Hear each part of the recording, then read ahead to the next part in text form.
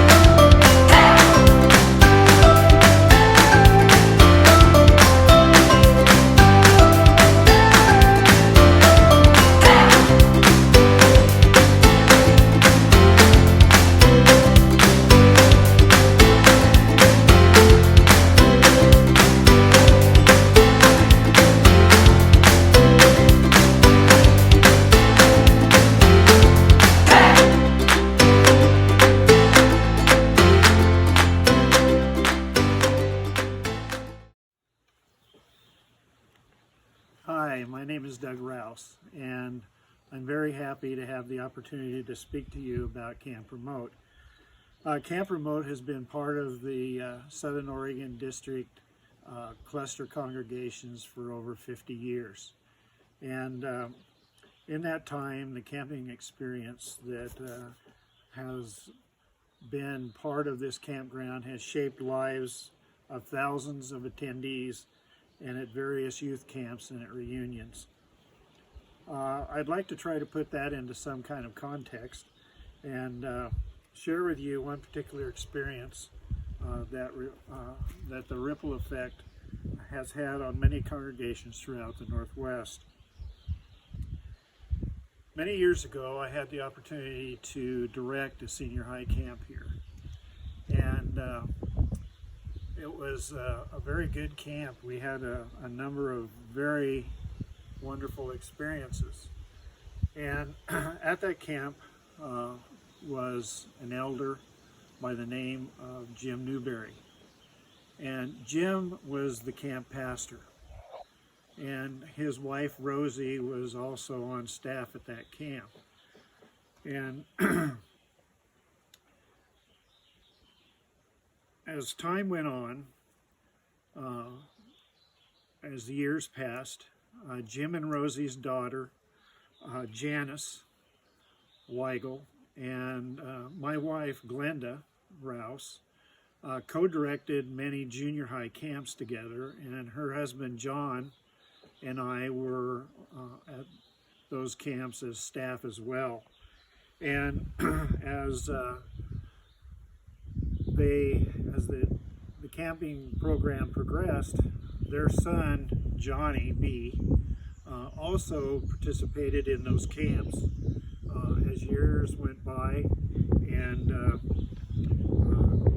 as we affectionately became known to us as Johnny B., he grew up and he attended a number of camps himself as staff and as health provider, and it was many years that he spent here as staff. But the story doesn't end there. Johnny B. and his wife Tara had a beautiful daughter, which also attended a number of youth camps here at Remote, and is all grown up. And in the process, she now serves on the Camp Remote Board of Directors and is helping us shape the future of the campgrounds for generations to come. Stories like this can be told over and over again. And Stephanie is the great granddaughter of Jim and Rosie. So you see, the camping experience has reverberated down through 4 generations of that family. And those stories can be told over and over and over again as those numbers of people have congregated here on these campgrounds to participate in various camps and reunions.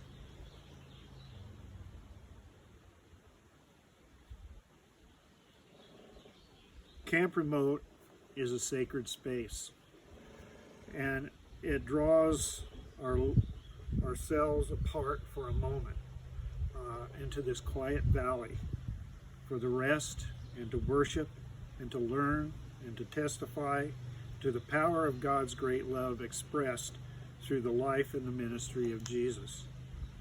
As I have looked back over the 4 generations in my story of lives changed and futures forged and lives molded, by the Spirit of God, it is my prayer and fervent hope to provide that experience for generations to come.